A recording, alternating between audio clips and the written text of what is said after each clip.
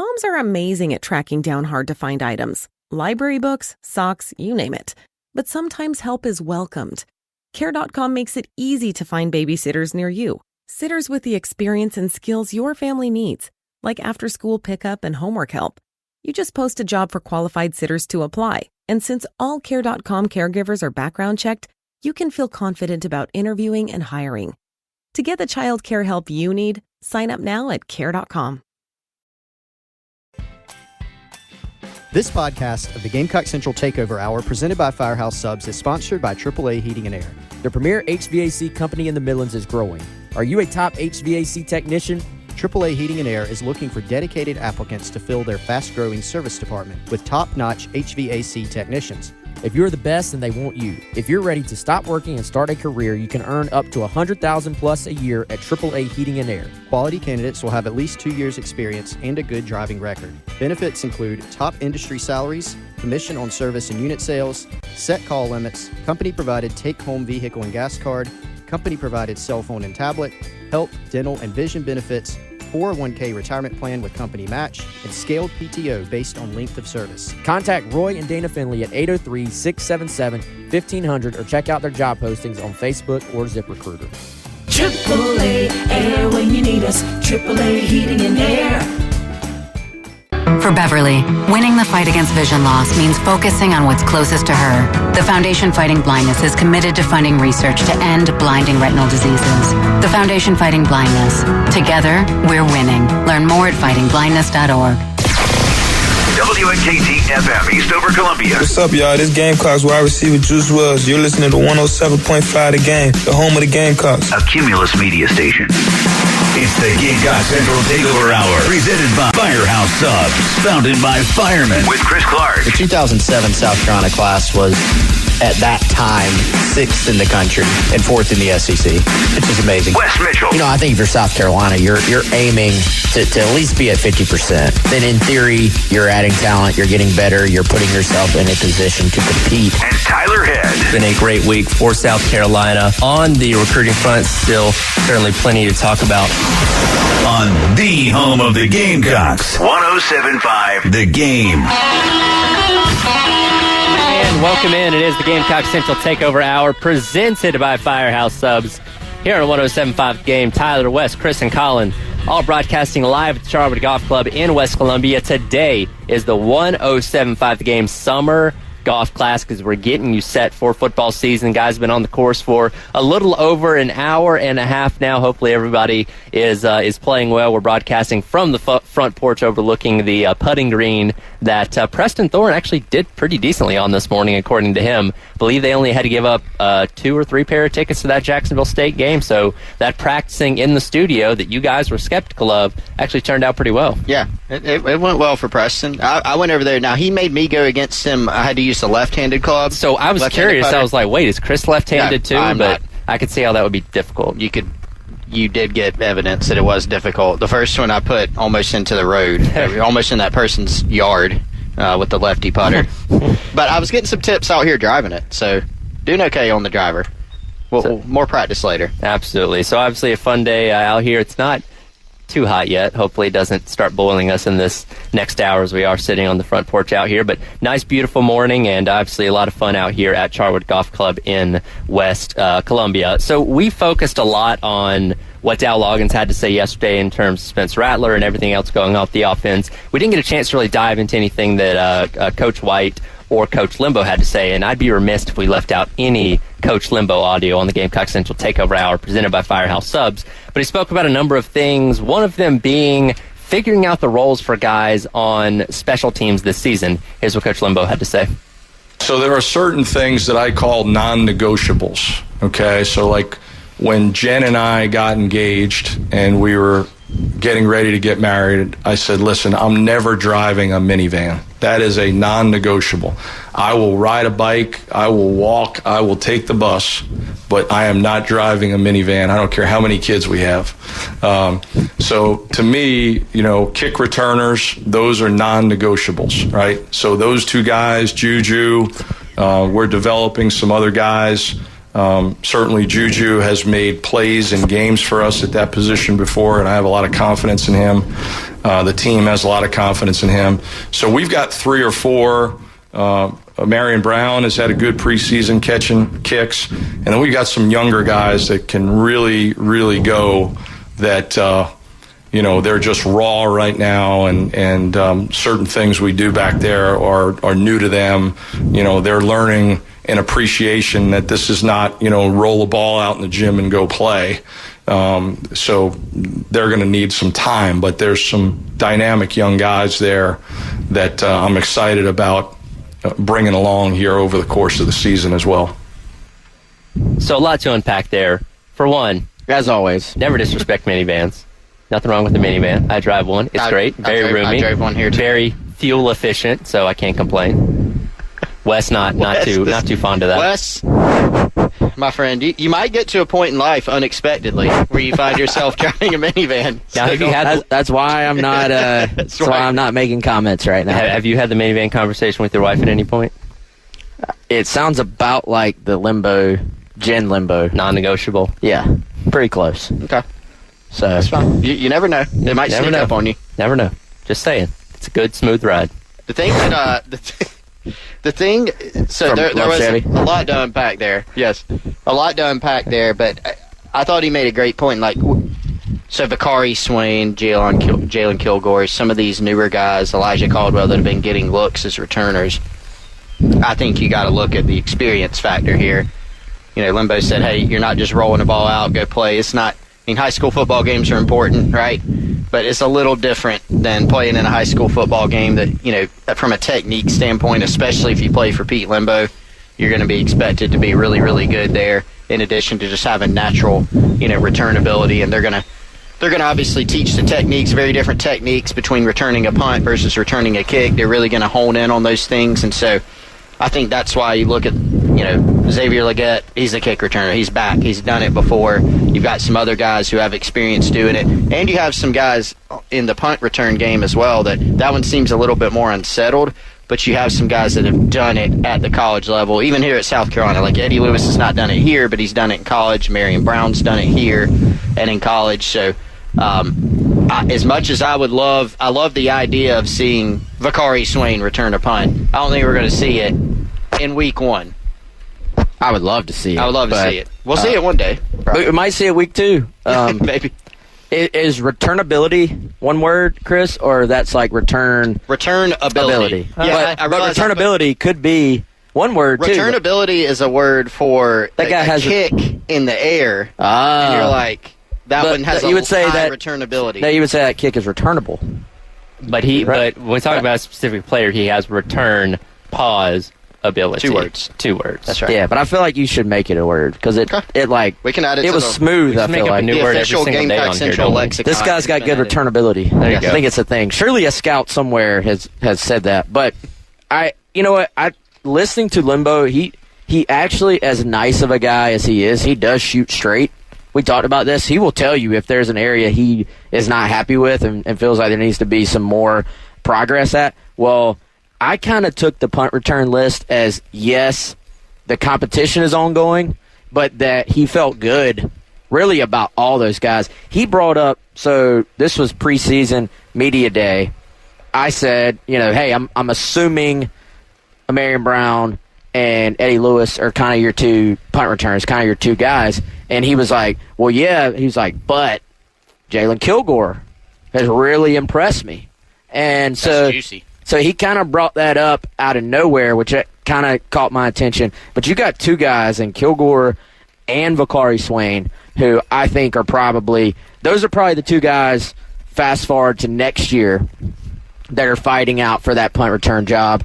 And they both played offense, defense, and special teams in high school. So tons of experience for them at the special teams side. And maybe you don't want to do this against North Carolina in week number 1, but certainly when you get to playing Furman in week number 2, you have the opportunity to mix that up a little bit, maybe let 2 or 3 different guys return some punts, kind of see how you're feeling about that before you get into the grind of the SEC schedule in week number 3. This is an interactive show, by the way, guys, so I don't remember the name, but there was someone in the YouTube comments who said, we have been taking Furman way too lightly on this show, and they said for us to stop giving them bulletin board material. So back off on the Furman back off on disregarding Furman. I apologize. They're a team too, but they actually are like a top 10, top 6. They were top really 6 good. They were a really FCS good team last year. So yeah, I guess apologize. I don't know. I don't think they're recording what we say about them and then hanging it in the locker room. But you know what? If we can help them out in that regard, are we doing our job? Help out Furman? No, help out South Carolina. What do you mean by not? Oh, you're talking about Furman having bulletin board material. I gotcha. Yes, okay. They're saying we've been giving Furman no credit by saying, oh yeah, they're going to play those dang 11 to noon host on 107.5 The Game. Just don't think we can do it. Let's go out there and prove them wrong. Prove them wrong. That was his opinion. Though starting on Monday, we are going to be heard across more of the state. In 100.3 in Florence, 100.5 in Myrtle Beach. So there's a realistic possibility Furman might be able to hear us starting on Monday. Nice segue, Tyler. Well done. Well done. So, back to North Carolina? Yes. Sorry, I had to get that in. But Pete Limbo, national treasure, absolute stud of a human being and special teams coach. One of the best and most important hires Shane Beamer has ever made in his time at South Carolina, I think. And interesting also, guys, listening to him talk about the various areas where he's had to replace players. We look at like kind of the forward-facing positions, punter, kicker, snapper, holder. They return all those guys. Kick returner, return those guys. Punt returner, they don't return Josh Vann, but they return guys who've done it or have added guys who've done it in Eddie Lewis. But gunners, your sort of punt return team, the rest of that group, some of your kickoff return and kickoff coverage guys, you are having to replace people for, in some cases, A, they've moved on, in some cases, B, they have ended up having bigger roles on offense or defense. 2 of the guys that were on that final play, at least 2, there might have been more, but just off the top of my head, replaying the final Clemson fumble from Antonio Williams, 2 of the guys running down there, senior, not with the program. Nate Adkins, who caused it. Trey Kenyon down there. Trey Kenyon was a big-time glue guy on special teams. You remember, Wes, when he blew up was that Kentucky? He cleaned up the punter on that play? That was awesome. Trey Kenyon, always a good energy guy on special teams. He actually did a lot. Jalen Brooks, Darius Rush. So, yes, you're visible. Your more visible guys that you kind of see are back for the most part. You're kind of Tier 2 visible guys, and that being a punter. Hey, look at how Jalen Brooks got down. Look how Darius Rush got down there. They did a fantastic job. But even some of the guys who did a little bit more of the dirty work, you are losing some of those. Now, I think you've got some guys in. Kilgore is probably one, Wes, where maybe he's not your returner, but he's proven himself to be so talented and impressed the staff so much. They're probably looking around going, all right, where can we get this guy on the field? If Nicky Manwari and DQ Smith are still on the field on defense, and special teams would be a natural area to put them on. Trey Knox, Josh Simon, right? These are guys. South Carolina used multiple tight ends in special teams last year. Those are 2 guys I think you can plug right in too. So you've got some candidates, still some question marks, just because you don't have some of the guys back that you have and that you know what they can do in game situations. I like safeties, tight ends, linebackers. Generally, running backs to an extent. Generally, those are your body types that do well in special teams. I feel like when you start talking about your corners or your receivers, you want it to be kind of your bigger corners. Darius Rush, Jalen Brooks, like you said. Chris, you've brought up the concept of maybe Xavier Legette being in a bigger role, not just on kickoff return. I mean, those are the guys you're looking for, I think. But, Kilgore, like you said, Bakari Swain, maybe there's still a role out there for him, even though he's probably a little bit more on the smaller side compared to those other guys. But I wonder, does your added depth at safety, a Peyton Williams, you got some walk-on guys in there at safety that have been pretty good for you in reserve roles. Better depth, they believe, at linebacker. King Ford, at safety, who you mentioned, really good special teams player. A former Preston Thorne protege, protege at Blythewood. I do believe that's why he's been good. Yes, definitely. I think it would be fascinating. I know we don't always go to this level, but to draw out who was on those various special teams the end of last year, and then see who's out there game 1 against North Carolina. And Nate Atkins with the teach tape punch out. Little wraparound. Yes. Yeah. Give credit to Brock on the Firehouse Subs text on 803-404-6100. He is the one that asked us to stop disrespecting Shout out, Furman. Brock. So You're right. Thank you, Brock. My apologies to the Paladins if they can hear us now or if they start to be able to hear us on Monday. So no apologies here. We'll give them more respect. We're not apologizing. No, we won't. We're not apologizing. They're a solid team, but we've said nothing wrong. You're not wrong. But thank you. Anyways, we'll switch gears a little bit coming up. LSU going to be out with one of their key players on defense for their highly anticipated Week 1 matchup against Florida State. We'll talk about that coming up. You're listening to the Gamecock Central Takeover Hour presented by Firehouse Subs on The Game. Here's what's coming up on The Game. Carolina Honda Powerhouse football ticket giveaway is back. Listen throughout the week to win a pair of tickets to Gamecock football games. Sponsored by Carolina Honda Powerhouse, your source for Honda ATVs, motorcycles, scooters, and side-by-sides. Exit 70 off I-20 or visit CarolinaHonda.com. Your home of the Gamecocks. 107.5 The Game. Guys, we're out here on the porch at Charwood Golf Club for the 107.5 preseason kickoff golf tournament, and I looked out towards the putting green out here, the practice green, and saw a beautiful sight a minute ago. Multiple bags of Firehouse Subs coming our way. The golfers, when they come off the course, are about to enjoy them. Probably some cold subs today. You can actually get cold subs at any of the 14 Midlands Firehouse Subs if you want to. Or you can go get one of their great hot subs. I highly recommend the pepperoni pizza meatball sub. Limited time offering, just $6 in the app for a medium when you order in the app or online at firehousesubs.com. Go check them out. 14 participating Midlands locations. Firehousesubs.com with the rapid rescue, so it's waiting on you. When you get to the store, you can get it there, or you can download the Firehouse Subs app, earn yourself some rewards. Pepperoni pizza meatball sub at firehousesubs.com. You want to buy a car or a house, travel, retire? But it's getting harder to figure out what's the best way to spend and invest.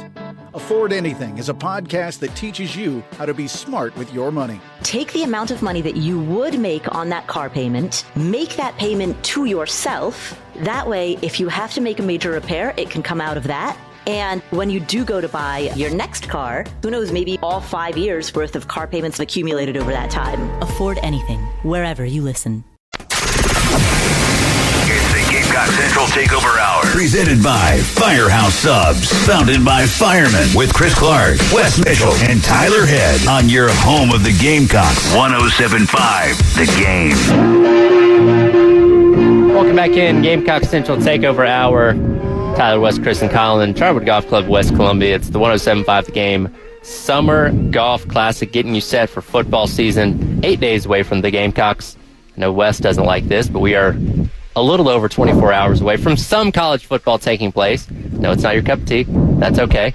I guess we're 9 days away from this game, the most anticipated matchup across college football of week number 1. LSU and Florida State taking each other on down in Orlando. They, of course, played in New Orleans last year. LSU going to be without one of their key players on defense, Mason Smith, as the NCAA has ruled him ineligible for this game due to improper benefits, referencing some autographs he signed before NIL went live back in 2021.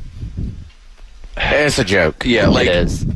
I'm trying to find a nice way to say it. Don't. It's so stupid. It's so dumb. We're having dudes now. Spencer Rattler literally drives a G-Wagon. Yeah. And we're suspending guys for signing autographs. So he would have served the suspension last year because he was doing this with Keyshawn Boutte, who's now in the NFL with the Patriots.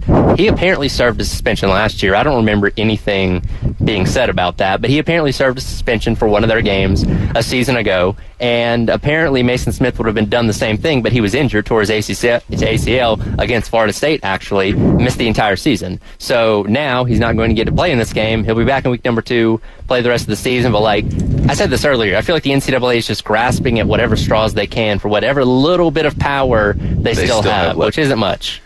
Here's my thing. What would happen if LSU just played them? What are they going to do? Like, what? You going to vacate the win? So they can vacate the win, but the College Football Playoff Committee would be like, we saw that game. It still counts to us. Right. Like, what happens if they just say, screw it, we're playing him? Penny Hardaway did it. Yeah. With James Wiseman. We're just going to play him. Right. What are you going to do? What are you going to do? I feel like that would be the message board Gamecock fan reaction to this if this was a South Carolina player. Yeah, just play him. Play him, Shane. Play him. Now, LSU's got a lot of good pieces on defense. Like, if they can win without him, if he was like, oh, my God, we're going to lose this game if Mason Smith doesn't play, then maybe think about it. But to not further this, I think it'll just be like, all right, sit out. You'll be back next week. Big brain theory here, though. LSU, he's suspended for this game. LSU now has a built-in excuse for the playoff if they lose this game. That's not wrong. Listen, especially like if they get to 2 losses, like guys, like we lost one of those games. Remember with our guy 2017 when Deshaun Watson got hurt that Friday night against Syracuse and they lost. Trevor Lawrence Kelly Bryant. Kelly Bryant, that's right. Kelly Bryant gets hurt against Syracuse, lose that game. That was pretty much stricken from the records when it came to playoff times. Like, didn't have your starting quarterback. Right. So it's like, hey, you didn't have your starting. He's a defensive lineman. DT, yeah. Yeah. Hey, we didn't have one of our key defensive guys, and especially if Florida State goes out there and runs for a gajillion yards against them. Yeah. We had him. Who knows what happens? That's big brain thinking. I like that. And so, if we want to talk about, maybe a 2-loss team. I think this year, if I have to make a bold prediction for this season, a 2-loss team gets into the playoff, and LSU might be one. Throwing out the hot takes. Why would it not just be time served? Like he missed an entire season. He literally tore with an injury. But they have to make a point. We have to know. No, make the point last year. Announce that he's also suspended. Yeah. And you suffered through an ACL tear and had to rehab yourself back. That's not punishment enough. How does that not count? Like I don't know. He was on the roster. Yeah, he didn't play in those games. Yeah. So I don't really understand how that doesn't count. There's not an IL in college football, so it's not like you're a member of the team. You are available. You're still They're taking just not up playing. the roster spot. Yeah. Yeah. So I don't really understand. Johnny Manziel sat at a half against Rice for signing a ton of autographs. They're autographs. When they're not. What are we? Yeah. Like what are we doing? That was a decade ago. We're still having this conversation. It's dumb and shouldn't be happening. But the NCAA is going to do what the NCAA is going to do. Yes. Colin, you're very excited to talk about this. You sent me a spreadsheet yesterday. That's probably the most detailed thing that I have ever seen. But you have got every in your life. You've got every stat imaginable leading into the season. It seems like points, plays, total yards, yards per play, completion attempts, completion percentage, passing yards, yards per attempt, rushes, yards per rush. Wes, I want to show you this. See, for the stats, he goes to the 9th decimal place on some of these. That's just what Google Sheets does. That is how specific I would like to say that. But success rate, explosive play rate, red zone points per trip into the red zone rate, third down conversions, turnover margins. It's a lot. So, Colin, the numbers, what do they mean? So this is kind of to say, okay, where is South Carolina not doing well? Okay. And oddly enough, it's in the middle of the pack. South Carolina last season against teams that finished in the top 25 of Bill Connolly's S&P Plus rankings, averaged 32.3 points per game, had an explosive play rate near 10%, so 10% of their plays were explosives, which was really good. As I say, is that good? That's really good. They're doing really well there. But in games where they played teams that ranked 26 to 50 in the S&P Plus, the middle of the pack in college in FBS college football, they only averaged 18 points per game. So there's an incredible discrepancy, at least offensively. Now, scoring 63 against Tennessee, scoring 31 against Clemson will skew some of that. But they scored 30 against Arkansas in that game. The only time they didn't get at least 30 points against a top 25 team was Georgia, who did that to everybody. But only 24 points against Kentucky. Only 30 points against A&M. Only 10 points against Missouri. 6 at Florida. So you're losing in the middle of the pack, and you're just not consistent enough in the middle of the pack to win. South Carolina was -8 in the turnover margin against teams inside the top 50 of the S&P Plus rankings. They were, in teams that ranked outside of that, they were +3. So very, very big discrepancies when it comes to, at least offensively speaking. In 4 SEC wins, the offense averaged 38.8 points per game in 4 SEC wins. In the 4 losses, 13.3. So there is a massive discrepancy offensively, and a lot of the defensive stuff is pretty normal. The defense kind of was what it was when it wasn't forcing turnovers against every single team it played last year for the most part. But the offense, it's vastly inconsistent when you compare especially the middle of the pack, at least. Colin, we're going to be relying on you to give us these detailed stats every single week. My Sunday, the first part of my Sunday is typically spent for about 3 hours plugging in numbers to spreadsheets. And we appreciate you for doing that. It's going to be valuable. Literally play by play. Well, you were excited about that. Something that Wes was excited about was bringing back Buy or Sell, which we will hit coming up next as you're listening to the Gamecock Central Takeover Hour, presented by Firehouse Subs, live out at Charwood Golf Club in West Columbia for the 107.5 Game Summer Golf Classic right here on The Game. The Game On Demand podcast menu. Sponsored by Lexington Orthopedics and Sports Medicine. If you're dealing with injuries or pain, our team is here to get you better sooner. On the home of the Gamecocks, 107.5 The Game. Got a take? Hit us up on the Firehouse Subs text line. Firehouse Subs, founded by firemen. 803-404-6100. On your home of the Gamecocks, 107.5 The Game. Guys, we are in West Columbia right now, which means we are close to our friends at Gold Line Framing. If you have a custom framing need, they can handle it for you. That could be diplomas, that could be jerseys, that could be hopefully legally attained autographs from your favorite athletes.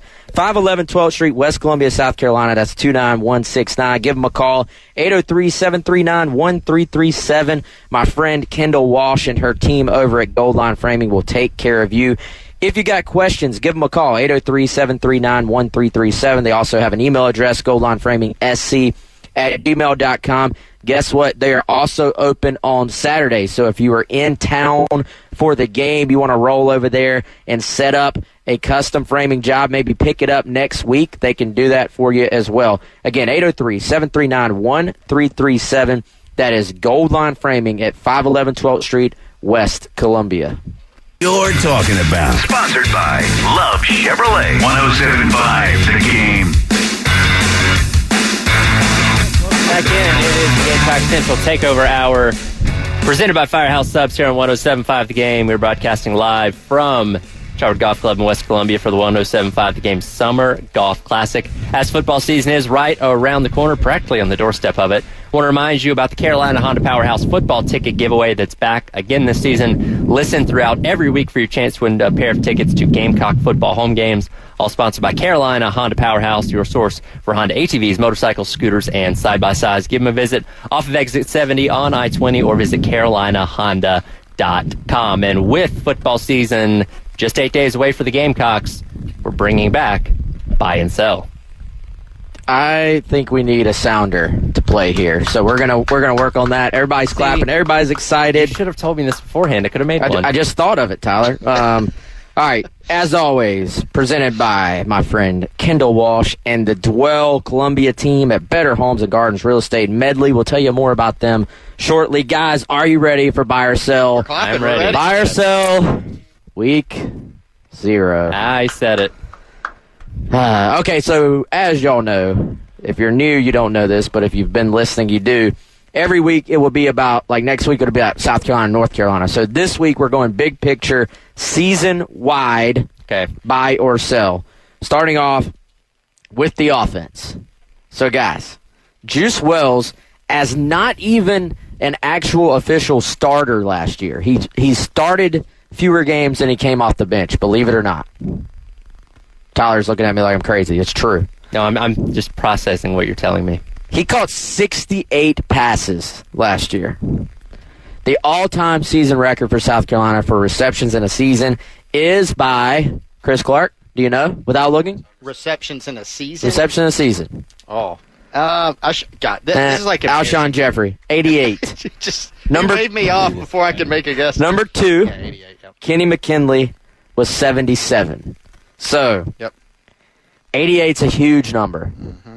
buy or sell Juice Wells' 78 catches, which would put him alone as the number 2 receiver in school history, receptions for a season.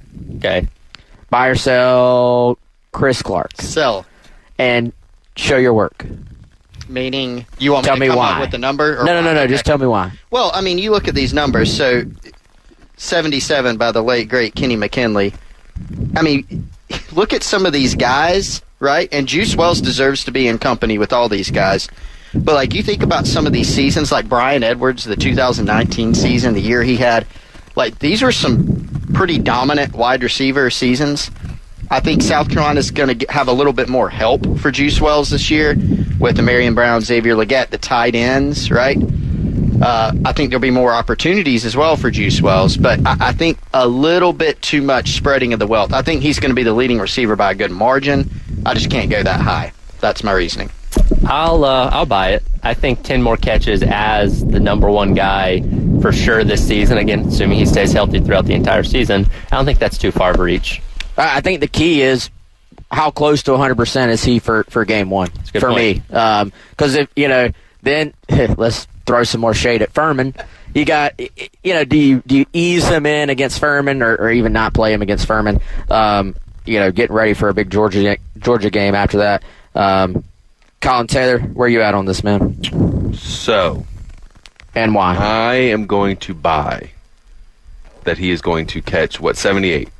Correct? Yeah, 78 would put him number 2. Yes. Alone. 77 I would would tie say it. that yes. So he would have to average. Here we go with the numbers. Here we go. 6.5 catches a game if he played in all 12 games. Whew. I think he can do that because I think they're going to sling the rock around this year. I think they're going to throw the ball a ton. Now, is this just for the 12-game regular season, or this can count postseason as well? Counts postseason as well. All right. So I was just projecting out as a full, just what we know. I'm going to go buy just because I think he can average about 6 to 7 catches a game. Okay, I'm buying as well. All right. Main reason being he very quietly caught 68 balls last year. Yes. So he just needs 10 more. There were oars all over the depth chart last year. Wide receiver or, yeah. Yeah, okay, we're not telling that joke again. Can we get the dump button on that? But just kidding, Colin. Please don't hit like that messing dump with you. Please don't. I was like, don't. He had more. Let's see. He was had more catches and receiving yards than the next 2 receivers combined last year for South Carolina. So that maybe points a little bit to Chris's thing. Maybe the ball gets spread around a little bit more than last year, but still, if healthy, I think he's going to catch a ton of passes. I think there's going to be more completions this year in general. Yes. So I'm buying. Juice Wells didn't come back to have fewer catches this season, too, would be my guess. Yes, good point. All right. What's next? Defensive side. Buy or sell that Nick Emanwari is once again the leading tackler for South Carolina. He had 85 tackles last season as the leading tackler, obviously from his safety position. And if you sell, tell me who. I have written down Stone Blanton, Debo Williams, maybe a Mo Kaba if he gets more and more into the rotation as he gets back to full go, which he has been full go, but working with the 2s so far. So whoever wants to go first, Nick E., 85 tackles, buy or sell. He is the leading tackler for the 2nd straight season. I have the headset first this time. So I'm going to sell Emanwari being your leading tackler, and I will give 2 options. I will say Stone Blanton as an option. DQ Smith as an option. Similar thinking. I don't think it's ever a good sign when your safety is your never want leading, that. Yeah, which is your leading tackler. But I think he's going to play safety, which means he will have some chances to get tackles, but he's also probably going to play some nickel as well, which puts him into the fray a little bit more too. So DQ Smith or Stone Blanton would be my 2. I'm selling Nick Emanwari. Okay, your 2 are noted, Colin, but if you had to give one out of the 2, who would it be? Stone. I would say Stone. Okay. Tyler. I'll agree with Colin on sell. Yeah, playing safety, you're going to have a few less opportunities there to rack up that many. I'll go contrarian to him. I'll go DQ Smith, though. You're going with a safety as well? And nickel. Yeah. Chris Clark. I'm selling. Past 2 years, actually, it has been a safety for South Carolina. It was Nicky, and then it was Jalen Foster. Was it really? Jalen Foster led before that. Before that, it was a run of linebackers. Ernest Jones. T.J. Brunson in 2 there? years straight. T.J. Brunson the year before, and Sky Moore in 2017. So I am going with Stone Blanton as my pick for leading tackler this year. Everything in my being wants to go against y'all because I just feel like if we're all selling, that's a bad sign just for being right.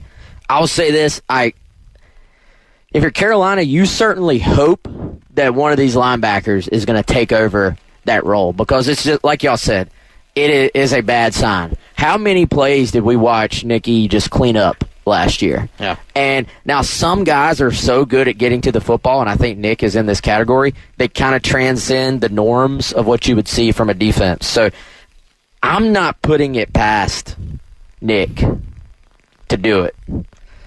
So I'm actually very torn on this. I'm going to sell, and I'm going to believe what we're hearing out of the building about improved linebacker play. And I think you could have some improved D-line play against the run up front as well, which I think would maybe help out those linebackers. So I'll sell. I'm going to be a prisoner of the moment. I love the Debo Williams interview earlier this week. Love what he's about. I'm going to be a little bit contrarian and go Debo Williams on this one. Maybe a big year for Debo. But I think y'all got a great shot on the Stone pick as well. Last one. Yes, last one. Spencer Rattler threw for 3,026 yards last year. Dylan Thompson has the all-time record for passing yards in a season with 3,564 yards. Spencer, if you have it there, Colin, was he fifth all-time? Sixth all-time, says Colin Taylor. Buy or sell. Spencer Rattler breaks the all-time single-season South Carolina record for passing yardage. He would need 3,566. I'm going to sell. Selling Chris Clark. Get close, but I don't. I'd say no. Selling, but it's close. Chris Clark is on brand. I'll go buy. That's not too terribly many more yards. I mean, he's playing like he did in those last 3 games. I think that's very obtainable. Yeah, I'm going to sell. I think that you won't see as many. I think Rattler will be more consistent than what he was last year. I think he's going to be top 5, number 2, number 3, number 4, but I don't know if there's going to be the supernova games you got against Tennessee or against Clemson.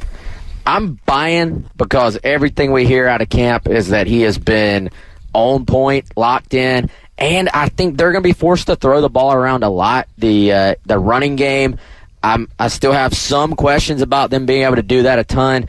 Think about how, at times, pedestrian the offense was last year, and they still racked up that number. I feel as strongly about buying this one as I do any of them. I would say strong buy. Spencer Rattler will leave South Carolina as the all-time single-season passer in yardage, assuming every Gamecock fan, knock on wood, assuming he back and wrap up today's edition of the Gamecock Central Takeover Hour, presented by Firehouse Subs at the Charwood Golf Club in West Columbia on The Game. We here at 107.5 The Game have been talking and talking and talking and talking and talking about conference expansion for so long. We figured we would jump in. So, starting Monday, you'll be able to hear 107.5 The Game in Florence on 100.5 The Game. And in Myrtle Beach, too, at 100.3 The Game. 107.5 The Game joins in on the expansion craze Monday at 100.5 in Florence and at 100.3 in Myrtle Beach. Starting Monday, The Game will be at the beach, in the PD, and the Midlands. That almost covers the whole Palmetto State. Buy or Sell is brought to you by my friend Kendall Walsh and her new team, Dwell Columbia, at Better Homes and Gardens Real Estate Medley. Kendall, along with her Director of Marketing, Emma, and her Director of Operations, Sarah, both being realtors as well. The entire Dwell team is focused on providing the best customer service and real estate services you can find in the Midlands. If you're in the market of buying, selling, or investing in real estate in the Midlands, they would love the opportunity to help you. visit dwellcolumbia.com or also give them a follow at Dwell Columbia. That's on both Instagram and Facebook. Or give them a call at 803-414-3590 to contact the Dwell Columbia team today. I've told y'all for the last year when me and my wife were in the market to buy a home, we hit up Kendall. She helped us through every single step of the way, made it smooth in a housing market that can be a little bit rocky these days. Again, give the Dwell Columbia team a call or go online. That's dwellcolumbia.com, DWELL, and 803-414-3590.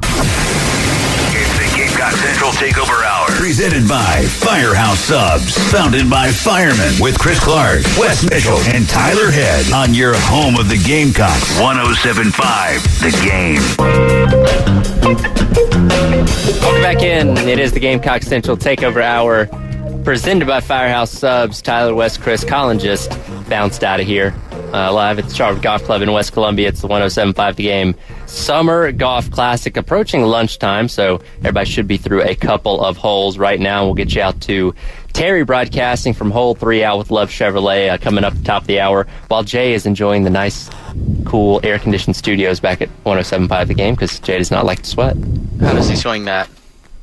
Because he's been here for a while. I don't know. Okay. Terry Ford heading out to, I think, hole 15. Oh, is it hole 15? Okay. I think that's what he said. He asked us where it was. I think, we said it's between 14 and 16. One of those holes is the one that if you get the hole in one, you win a truck. Okay. Or a vehicle. Maybe he's going to try his. Maybe he is. Now, I don't know if we qualify given that we work for the radio station or not, but and then I think it's hole 3, I believe. If you make hole in one, you get $10,000 from Cato's Power Equipment. Good prices. So, best of luck to hole 3. Hole 3 is the car from Love Chevy. Hole 15 is the $10,000 from Cato's Power Equipment. So and Josh is showing best of luck to anybody out there. Oh, okay.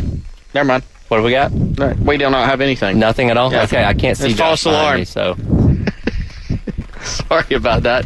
It's magic of live radio. Sometimes it's just like, hey, I got this thing, give it away. But not today. What do you want to talk about, Tyler? I mean, we got right at a minute here. I would love to talk about week 0, but I know Wes doesn't want to talk about that. Too bad, out of time. I'm just excited. We got college football. Still gonna drive by. I just want to watch college football on my TV. Is that too much to ask? All right, guys. If I give in and watch one game tomorrow, which one should I watch? UMass and New Mexico State. No, do not watch it. Your eyes will bleed. Terrible. Should I watch Jacksonville State or should I watch Navy and Notre Dame? Navy, Notre Dame. I think that'll be interesting. I do want to do some scouting. Wes, we were talking about earlier. I mean, Jacksonville State's quarterback, 7th year. Oh, I thought you were exaggerating. No, he's literally a 7th year. They were. They had a good record last year. They weren't too bad. Like that's a little bit of like a scary game. That's a team that's transitioning into FBS, so they're not just FCS. So something to definitely look into. Scout Vandy tomorrow as well. I don't know how much of a fight Hawaii's going to put up, but no, their half-completed stadium. That's going to be really funny. Y'all seen that? Yes, it's pretty bad. The capacity I think is 28,000. Yeah, maybe they'll finally sell out. And last year they were playing in a high school stadium at Hawaii because Aloha Stadium's not fit for use anymore. And not a Texas high school stadium. Not a Texas high school stadium. It's very small. But, yeah. So, Elijah's going to get us out of here.